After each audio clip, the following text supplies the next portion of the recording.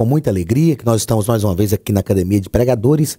Eu sou o pastor Anderson Silva e nós estamos estudando as lições de escola dominical neste grande projeto da Academia de Pregadores. Como nós falamos na nossa primeira lição, está completando um ano. Completamos um ano do projeto do estudo para professores da escola dominical, com a visão de fornecer subsídios para os professores, mas com a visão também de ministrar uma palavra de Deus ao seu coração. Seja muito bem-vindo à nossa sexta aula das lições da escola dominical do quarto e último trimestre do ano de 2016. Nós estamos estudando sobre o Deus de toda a provisão e nesta aula nós estudaremos sobre a lição de número 6, estudaremos a lição de número 6, Deus, o nosso provedor. Lição de número 6, do dia 6 de novembro de 2016. Seja muito bem-vindo à nossa aula e que o Senhor fale mais uma vez aos nossos corações. O texto áureo da nossa lição está em Gênesis capítulo 26 e versículo 2. E nos diz o seguinte: E apareceu-lhe o Senhor e disse: Não desças ao Egito, habita na terra que eu te disser. Verdade prática nos diz o seguinte: em tempos de crises financeiras, não se volte às coisas deste mundo, mas busque a suficiência do Pai Celeste. A verdade prática está nos ensinando que, mesmo em tempo de crises, nós podemos perseverar em servir ao Senhor e não nos voltar às coisas deste mundo. O ponto central da lição nos diz o seguinte: em meio às crises, o crente pode ver a suficiência divina. Como nós já falamos, esse trimestre nós estamos estudando sobre o Deus de toda provisão.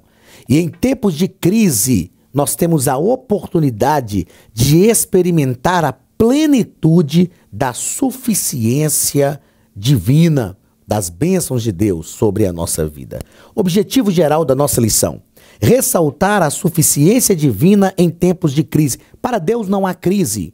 Deus é sempre Deus, em todo o tempo. Como nós já falamos em outras aulas nesse trimestre, e repito aqui, os céus não estão em crise. O reino de Deus não está em crise. Deus não está em crise. Para Deus não existe crise, porque Ele é sempre Deus, acima de qualquer situação. Vamos aos objetivos específicos. O primeiro, ligado ao primeiro ponto: apontar o porquê de Isaac ter descido ao Egito. O segundo objetivo, ligado ao segundo ponto: ressaltar a crise que Isaac teve que enfrentar com seus vizinhos. E o terceiro objetivo específico da nossa lição: explicar por que é preciso cavar poços em tempos de crise. Leitura bíblica em classe está em Gênesis capítulo 26, do versículo 1 ao versículo 6, que nos diz o seguinte: E havia fome na terra, além da primeira fome, que foi nos dias de Abraão. Por isso foi-se Isaque a Abimeleque, rei dos filisteus, em Gerar. E apareceu-lhe o Senhor e disse: Não desças ao Egito, habita na terra que eu te disser. Peregrina nesta terra, e serei contigo, e te abençoarei, porque a ti e à tua semente darei todas estas terras, e confirmarei o juramento que tenho jurado a Abraão teu pai. E multiplicarei a tua semente como as estrelas dos céus, e darei à tua semente todas estas terras. E em tua semente serão benditas todas as nações da terra, porquanto Abraão obedeceu à minha voz e guardou o meu mandado, os meus preceitos, os meus estatutos e as minhas leis. Assim habitou Isaque em Gerar. Meus queridos, o texto da leitura bíblica em classe, não obstante a atitude de Isaque de obedecer o que Deus havia ali determinado, permanecer em Gerar, nos ensina uma grande lição, uma grandiosíssima lição: a confiança de Isaque nas palavras de Deus. O texto inicia dizendo que havia fome naquela terra. Havia fome naquele lugar. E o Senhor falou com Isaac para não sair dali. Havia fome na terra, além daquela primeira fome. E Isaac chega naquela terra, vai falar com Abimeleque, rei dos filisteus, e o Senhor diz para ele: não desce ao Egito. A palavra de Deus para Isaac era a seguinte: habita na terra que eu te disser, peregrina nesta terra. Deus está dizendo a Isaac: tem fome nesta terra, mas peregrina nela. Fica nesta terra, porque é aqui que eu te quero. Aparentemente, humanamente falando, aliás, parece paradoxal. Nós estudamos aqui nas primeiras lições que Deus tirou Elias ali de Israel, ou da presença do rei Acabe, e mandou para o Querite. Quando o Querite secou, Deus mandou Elias para Sarepta. E Sarepta havia fonte, havia água que não havia mais no Querite. Então, humanamente falando, nós podíamos determinar, nós podíamos entender que Deus vai sempre colocar o seu servo em um lugar que tem uma provisão, não é? Então, humanamente falando, nós poderíamos pensar o seguinte: era muito mais fácil Deus dizer a Isaac: sai daí, vai para o Egito, passa lá no Egito uns tempos, até que volte a ter alimentos, até que a terra volte a ser próspera. Mas Deus diz a Isaac: não vai, fica nesta terra, porque a ti e a tua semente darei todas as terras, confirmarei o juramento, multiplicarei a tua semente. Veja, Deus está determinando a Isaac habitar numa terra que está vivendo crise, que está vivendo problemas. Mas nós veremos durante a lição, aprenderemos que Deus prospera mesmo em meio à crise. Se não há condições humanamente favoráveis, mas há uma ordem de Deus para permanecer no lugar onde não há condições favoráveis, é neste lugar que Deus nos quer.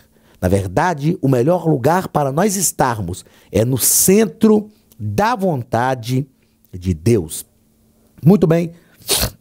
Na introdução da nossa lição, o comentarista vai tratar que Canaã deveria ser a casa de Isaac e não o Egito. Mesmo tendo fome naquela terra, mesmo tendo dificuldade, uma terra que ainda não tinha sido conquistada por Isaac, era a terra da promessa. Isaac não era o dono da terra. O Senhor diz: fica nessa terra porque eu darei a tua descendência. Isso é uma promessa futura. Mas o Senhor diz: olha, a terra ainda não é sua, ela será sua. Ela está sofrendo, está passando por crises, mas fica nesta terra. Isaac precisava entender que o Egito não era a sua terra. A terra que Deus havia prometido para ele, mesmo passando por problemas, por crises, era a terra de Canaã. E é ali que Deus o queria. Primeiro ponto, o comentarista vai tratar sobre Isaac vai para Gerar por causa da fome. Primeiro parágrafo, a intenção de Isaac. A decisão de descer ao Egito parecia ser a melhor decisão para Isaac. Porém, em tempos de fome e escassez, as pessoas tendem a tomar decisões que envolvem mudanças. As pessoas tendem a tomar decisões que vão produzir uma mudança na sua vida. Nós sempre buscamos mudanças em tempos difíceis. Sempre optamos por lugares diferentes. Quantas pessoas que acontece um problema, elas migram de um lugar para o outro buscando as soluções. A solução muitas vezes não está em lugares diferentes. A solução está no centro da vontade de Deus. Se Deus quer nos ver em lugares diferentes, como nós acabamos de falar agora há pouco, como ele fez com Elias, tirou do Querite e levou para Sarepta, amém. Mas a vontade de Deus tem que ser obedecida. E Isaac compreendeu isso. Toda mudança deve ser feita, então, sob a orientação de Deus. Nunca tome decisões sem antes orar, consultar ao Senhor. Ouça a voz de Deus. Nós temos um Deus que tem prazer. Ele fala conosco e ele tem prazer em nos orientar. Ele não nos quer andando de um lado para o outro sem direção. Quantas pessoas que vivem batendo cabeça, vão para um lado, vão para o outro, tentando resolver o problema, tentando buscar uma solução. E eu repito, a solução não está em lugares. A solução está em Deus. se nós estivermos nos lugares que Deus quer que nós estejamos, nós conseguiremos as soluções que Deus quer para a nossa vida. Então, a intenção de Isaac era uma mudança de ares, uma mudança para um lugar onde ele desse uma segurança, um conforto melhor para a sua família. Mas o lugar que Deus queria Isaac era naquele lugar que estava vivendo uma crise. Será que em alguns momentos da vida Deus nos quer em meio à crise? Não é uma pergunta interessante? Será que Deus, em algum momento da nossa vida, nos quer em meio à crise? E se Ele nos quer em meio à crise, para que Ele nos quer em meio à crise? Nós precisamos aprender a confiar em Deus. Em alguns momentos, Deus vai nos colocar, sim, em meio a crises. Por que a igreja ainda está na terra? Por que Deus ainda não arrebatou a igreja, mesmo passando por tantos problemas neste mundo? Porque Deus nos quer em meio a essas crises. Agora, por que Deus nos quer? Primeiro, para nós aprendermos a confiar em Deus. Segundo, para nós provarmos para o mundo que Deus tem o seu povo em meio à crise. E terceiro, para que todos entendam que Deus tem mais poder do que as crises que o seu povo enfrenta. Então Deus vai ensinar isso. Se nós continuássemos lendo o texto bíblico, da leitura bíblica em classe, até lá pelos versículos 18, versículo 19, até o 23, 24, nós vamos aprender em Gênesis capítulo 26, que o próprio Abimeleque, depois de pedir Isaac para sair de perto deles, o próprio Abimeleque, depois dos seus servos contenderem com Isaac por algumas vezes, ele chega a Isaac e reconhece que Deus era com Isaac. Então, há um propósito de Deus na permanência de Isaac neste lugar em crise. Deus vai abençoar Isaac. Deus vai ensinar Isaac a confiar nele. Deus vai mostrar que em meio à crise ainda tem pessoas que são fiéis a Deus. E Deus vai mostrar que ele age acima das crises para prosperar o seu povo. Glórias a Jesus. Que esta seja a nossa visão da vontade de Deus para a nossa vida. Segundo parágrafo do primeiro ponto. O comentarista vai falar sobre promessas em tempos de crise. O Senhor apareceu então a Isaac e renovou-lhe as promessas que haviam sido feitas ao seu pai. Em tempos de crise, geralmente nós esperamos que a coisa fique sempre pior. Em tempos de crise, nós esperamos que realmente nós teremos muitas dificuldades. Ou então nós esperamos uma intervenção divina para resolver a crise. Então, quando Deus não intervém para resolver a crise, nós somos levados, ou pelo menos tentados a acreditar que a coisa ainda vai piorar. Não foi isso que Deus fez. Em tempos de crise, Deus não resolveu a crise onde Isaac estava, mas Deus renovou as suas promessas. Sabe por quê? Porque as promessas de Deus não deixam de existir por causa das crises. Nós já falamos em aulas anteriores que quando Deus promete, Deus já sabe de todas as crises, de todas as intempéries, de todos os problemas que iremos enfrentar. Então, em tempos de crise, Deus tem renovo de promessas para a nossa vida.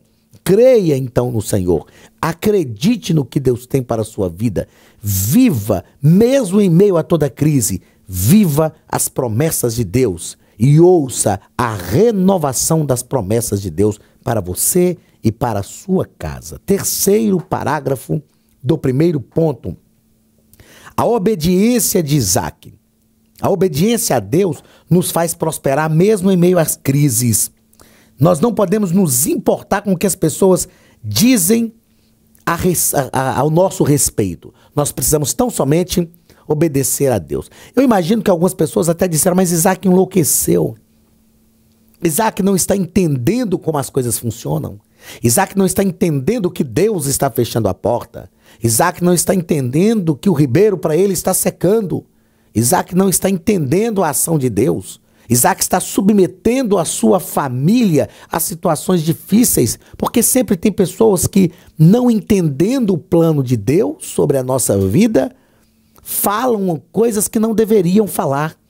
Mas Isaac tinha convicção do que Deus queria. Ele tinha ouvido a voz de Deus. Então, se você ouviu a voz de Deus, dizendo para permanecer no lugar que está em crise, permaneça. Mesmo que as pessoas não entendam, não se importe com o que vão falar de você. Se importe realmente em obedecer a Deus. A obediência a Deus produz a prosperidade, a felicidade. A obediência a Deus produz as bênçãos de Deus na nossa vida, mesmo em meio a crises. Segundo ponto da nossa lição. Crise com os vizinhos. Como se não bastasse a fome que a terra passava, a crise que a terra enfrentava, Isaac vai ter agora crise com os seus vizinhos, né? Crise em Gerar. Isaac chegou em Gerar e, por ser Rebeca muito bonita, Deus falou para ele não descer ao Egito, então ele se estabeleceu em Gerar. Por ser Rebeca muito bonita, Isaac, com medo de ser morto, fala que ela era a sua irmã. Nós estamos sujeitos a cometer esses erros. E é interessante que Isaac cometeu o mesmo erro que o seu pai Abraão cometeu. Com toda certeza, aquela história do erro de Abraão foi contada para Isaac. Então Isaac deveria aprender com o erro do seu pai e não repetir o erro. Existe, a psicologia vai tratar dentro de alguns fatores de transmissão familiar. Ela vai tratar de um negócio que a gente chama na psicologia de transferência psicológica. O que é essa transferência psicológica? Nada voltado para misticismo, nada disso. Mas a psicologia vai falar que existe nas famílias uma transferência psicológica. Ou seja, aquilo às vezes que o meu pai errou e que eu sei que eu devo evitar, se eu não tiver cuidado, é o que muitas vezes é o mesmo erro que nós também cometemos. Então foi o que Isaac fez. Ele cometeu o mesmo erro que o seu pai. Porém, Rebeca foi preservada pelo Senhor. Ninguém tocou em Rebeca. Ninguém tocou na esposa do servo de Deus. Sem dúvida, o Senhor, o próprio Abimeleque o repreendeu. E isso vai demonstrar também, assim como nós falamos quando fizemos essa mesma abordagem em relação à falha de Abraão, quem sou eu, quem somos nós para denegrir a imagem de Isaac? De forma alguma. Isaac demonstra a sua humanidade. Ele falhou, mas as promessas de Deus continuaram sobre a sua vida. Isaac também semeou em Gerar. Isaac semeou em Gerar. Isaac semeou em sua terra até mesmo em tempo de fome, tendo que lidar com a inveja de seus vizinhos.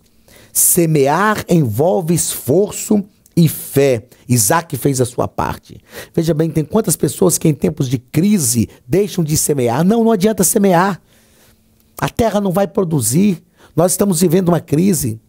Eu disse na nossa primeira aula que estabeleceu-se na nossa nação um senso de crise.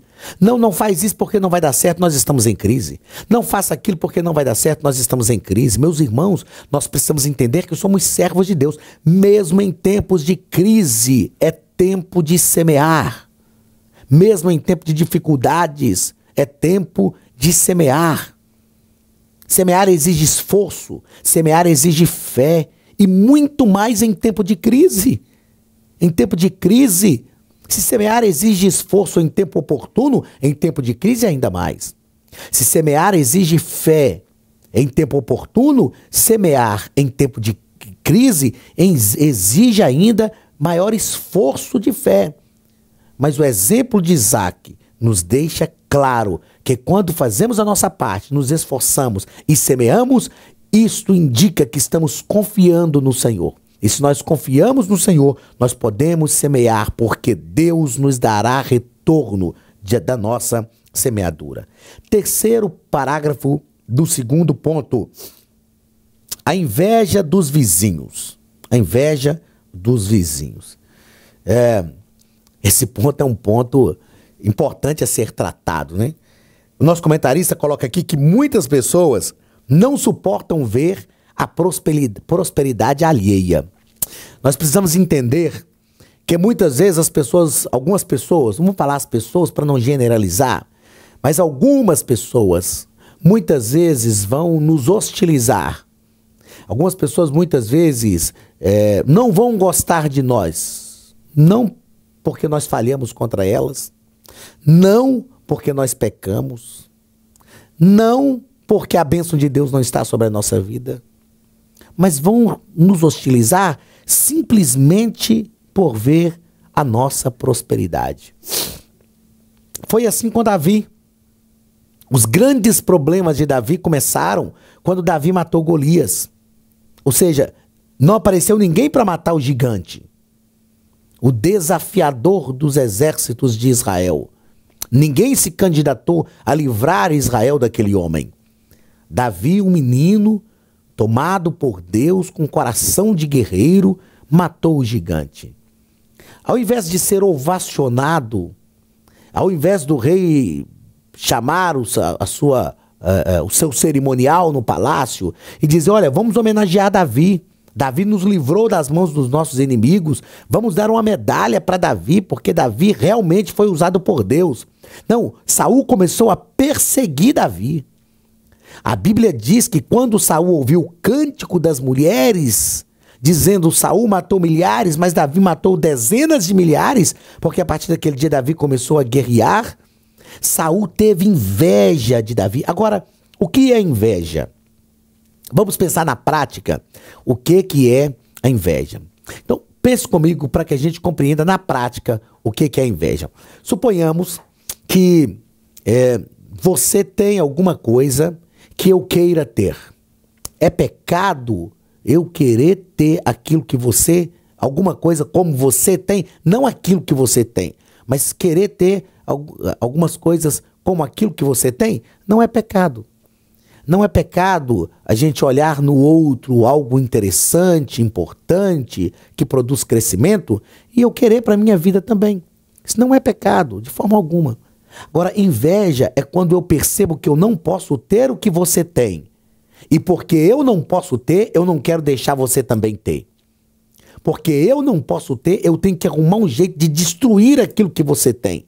Porque eu não suporto ver você tendo e eu não conseguir ter. Isto é inveja. A inveja produz no invejoso uma ação destrutora em relação ao outro. Foi o que aconteceu com Caim. Ofereceu o seu sacrifício. Abel, seu irmão, também ofereceu. Deus aceitou o sacrifício de Abel e Deus rejeitou o de Caim. Deus rejeitou o sacrifício de Caim. Que culpa Abel tinha se Deus rejeitou o sacrifício de Caim? Deus ainda avisou Caim, se você fizer o bem, não achará lugar para ti. Deus falou com ele, cuidado, o mal jaz à sua porta. Mas Caim invejou o seu irmão. E não conseguindo alcançar o favor de Deus como Caim, porque ele não tinha o coração bom, ele decidiu, por causa da inveja, ele disse, eu não posso ter o que o meu irmão tem. Eu não quero ter o coração como o dele, então eu vou matá-lo, eu vou eliminá-lo. Meus queridos, os invejosos, nós aprendemos com Isaac, que Isaac, ele não hostilizou, Isaac não gritou, não destruiu, não matou os seus inimigos, não matou os invejosos. Então, em meio ao ódio, à inveja, Isaac sempre demonstrou uma atitude correta. E eu tenho aprendido com a prática de vida que os invejosos se destroem sozinhos. Os invejosos se destroem sozinhos. O que nós precisamos é continuar no centro da vontade de Deus. Continuar fazendo aquilo que Deus quer, continuar desenvolvendo o ministério que Deus nos chamou dentro da sua vontade, para a glória do seu nome. Deixe os invejosos, Deus vai tratar com eles e eles se destroem sozinhos. Que a mão de Deus esteja sobre a nossa vida, que a misericórdia de Deus venha sobre nós. Que nós não sejamos invejosos, sabe por quê, meu querido? Porque inveja é uma questão de caráter. Inveja é uma falha de caráter. E cuidado, porque existem pessoas, um irmão um dia falou comigo, pastor, mas eu tenho uma inveja santa do Senhor. Eu falei, irmão, não existe inveja santa. Inveja do diabo, inveja é de Satanás. Eu posso ter uma admiração por você, por alguma coisa que você tem, e posso pedir a Deus, que me dê a mesma graça que concedeu a você. Agora, geralmente, meus queridos, os invejosos não querem passar pelo mesmo caminho, porque é muito fácil querer ter o que o outro tem. O difícil é pagar o mesmo preço. Eu conheci uma irmã que foi diretora do seminário onde eu fiz o curso teológico e onde eu comecei a lecionar, irmã Maria Josina, e ela dizia o seguinte: quer chegar onde eu cheguei? Passe por onde eu passei. O invejoso não quer passar por onde você passou.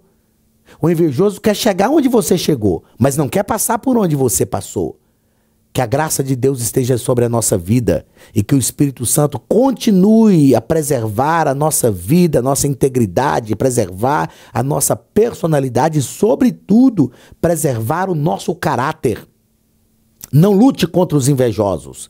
Eles se destroem sozinhos. O próprio Deus também cuidará deles. Continue, siga o exemplo de Isaac. Continue fazendo aquilo que Deus te chamou para fazer. E a bênção de Deus estará sobre a sua casa. Muito bem, queridos. Vamos ao terceiro e último ponto da nossa lição.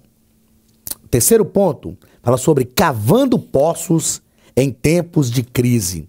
Então nós aprendemos com Isaac que em tempos de crise ele permaneceu no lugar onde estava acontecendo a crise porque Deus ordenou assim. Nós já aprendemos com Isaac que em tempos de crise ele semeou. Ele semeou. E nós vamos aprender agora nesse terceiro ponto com Isaac que em tempos de crise ele cavou poços. Olha, então para a gente entender o que a lição de hoje está nos ensinando. Em tempos de crise, Isaac permaneceu no lugar onde estava em crise porque Deus mandou. Em tempo de crise, Isaac semeou, ele fez a sua parte. Em tempo de crise, Isaac não se importou com a inveja dos seus vizinhos. E em tempos de crise, terceiro ponto, Isaac cavou poços. Primeiro parágrafo do terceiro ponto. Isaac usa os poços de Abraão. Então, Isaac, a princípio, utiliza os poços que foram cavados por seu pai Abraão, que os filisteus haviam tapado. Abraão cavava poços também. Abraão é um homem, o pai da fé, né? O homem que construía altares, o homem que cavava poços. E Isaac agora vai seguir os passos do seu pai. Se nós falamos que Isaac cometeu um erro, uma falha, assim como Abraão cometeu, mas Isaac também teve acertos, assim como Abraão teve. Então, Abraão tinha cavado um poço, os filisteus chegaram e entulharam. Entenda comigo que se os filisteus entulharam o poço que Abraão cavou, é porque os filisteus não queriam desfrutar deste poço. É porque este poço não era insignificante para eles. É porque este poço não era importante para eles. Você sabia que existem pessoas, muitas vezes que estão ao nosso lado, que têm atitude como dos filisteus, que adoram entulhar poços?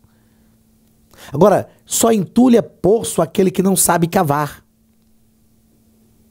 Tem pessoas que, além de não saberem cavar poços, querem entulhar os poços que outras pessoas cavaram. Não querem desfrutar dos poços que outros cavaram. Mas Isaac chega, vê aquele poço, sabia que o seu pai tinha cavado e desentulha aquele poço. Quando Isaac desentulha aquele poço, os filisteus se levantam, se revoltam. Os servos de Abimeleque dizem: não, esse poço é nosso. Mas espera aí, por que era deles? Abraão cavou, não era deles. Eles entulharam, então eles não queriam utilizar o poço. Agora Isaac desentulhou o poço, e o poço agora é importante para eles? Mas Isaac diz: não tem problema. Sabe por quê? Porque Isaac sabia cavar poços. Isaac não sabia só desentulhar poços. Isaac tinha aprendido a cavar poços com o seu pai. Isaac desentulhou o poço que o seu pai cavou, mas Isaac também sabia cavar o seu próprio poço. Que aprendizado magnífico que Isaac nos dá. Que lição magnífica que Isaac nos dá. Nós podemos sim aproveitar os poços, desfrutar dos poços que os nossos pais cavaram, mas nós precisamos saber cavar os nossos próprios poços também. Então Isaac deixa o poço que havia desentulhado com os filisteus e ele diz: olha, eu vou cavar um poço. Ele não se intimida com a oposição dos seus vizinhos e ele cava o poço. Os vizinhos não satisfeitos somente com aquele poço que ele desentulhou, que eles tomaram, que ficou com eles agora, eles contendem mais uma vez com Isaac. E Isaac chama aquele poço de Ezeque, ou seja, o poço da contenda. Quem sabe cavar poços sofre perseguições. E geralmente quem persegue um cavador de poços, quem persegue aquele que sabe cavar poços, é quem não sabe fazê-lo. Porque quem sabe cavar poços também não precisa perseguir o outro que sabe, porque ele cava o seu próprio poço. Mas aqueles que não sabem identificar onde tem água, Isaac chegava e não tinha desperdício de mão de obra. Ele sabia identificar onde tinha um poço. Ele sabia desentulhar o poço. O poço foi deixado para os seus opositores. Ele identificou onde tinha condição de ter mais água e cavou outro poço, poço de Ezeque, ou poço da contenda. Eles contenderam com Isaac. Isaac deixa os poços cavados, pois ele sabe cavar outros. Quem sabe cavar poço não precisa ficar brigando por um poço que cavou e alguém quer se apossar dele. Não tem problema. A gente vai seguir, vai cavar poço lá na frente. Porque quem cava um, cava dois. Quem cava dois, cava três. Quem desentulha um, cava um, dois e cava o terceiro. Não tem problema. Isaac, quando eu imagino que os servos de Isaac disseram, não, meu senhor, mas nós temos que defender este poço. Ele diz, não, fiquem tranquilos. Deixa esse poço para ele, nós cavamos. Eles vão desfrutar daquilo que nós fizemos. Não tem problema. Nós sabemos cavar poços. Vamos adiante. Eles não sabem cavar, é por isso que estão nos perseguindo. Só persegue quem cava poço, aquele que não sabe cavar. Então deixa para lá, vamos cavar um outro poço. E a Bíblia diz que Isaac descobre um lugar e cava um outro poço, o poço de Sitna. Ele cavou outro poço e mais uma vez foi bem sucedido. Deus estava abençoando Isaac. Ele sabia onde encontrar água e mais uma vez eles contenderam com ele. E ele disse, este poço será o poço de Sitna, ou poço da inimizade. Sabe qual é o problema que o perseguidor de cavadores de poços, os perseguidores de cavadores de poços não conseguem identificar? É que quando eu cavo um poço, ou você cava um poço, e alguém briga com você por causa desse poço de forma injusta e deixa esse poço para trás, este poço se chama poço da contenda. Se você cavar mais um poço, que foi o que aconteceu com Isaac, e eles contenderam com ele novamente, este poço se chamou poço da inimizade. Meus queridos, aqueles que herdam o poço da contenda ou o poço da inimizade nunca aprenderão a cavar poços e nunca serão bem-sucedidos. A Bíblia diz que depois de Abimeleque ter ficado impressionado com as atitudes de Isaac, atitudes pacíficas e com a sua força e prosperidade, ele foi até Isaac com mais dois amigos, que são Auzate e Ficol, e publicamente reconheceu que Deus estava com Isaac. Fique tranquilo, fique tranquilo. Se você está fazendo a obra de Deus, está trabalhando para o Senhor e Deus está te prosperando, mas existem perseguidores, não discuta, não contenda, tenha uma atitude pacífica. Deixe Deus assumir o seu lugar. Deixe Deus contender por você, se for preciso. Deixe Deus tratar a sua causa. Porque aqueles que são os perseguidores dos cavadores de poços vão herdar. Isaac cavou um poço e era uma bênção. Isaac cavou um outro segundo poço e era também uma bênção. Mas quando há uma contenda para herdar os poços de Isaac, o poço que era bênção para Isaac é poço de contenda para os opositores. O poço que era bênção para Isaac é poço de inimizade para os opositores. E quem herda o poço da contenda e o poço da inimizade nunca será bem-sucedido. Isaac, então, demonstrou confiar na provisão de Deus, mesmo em tempos de escassez. Isaac confiou em Deus, fez a sua parte, semeou na terra em tempo de crise, cavou poços e experimentou a bênção e o milagre de Deus na sua vida. Essa sexta lição nos ensina que o nosso Deus é um Deus provedor.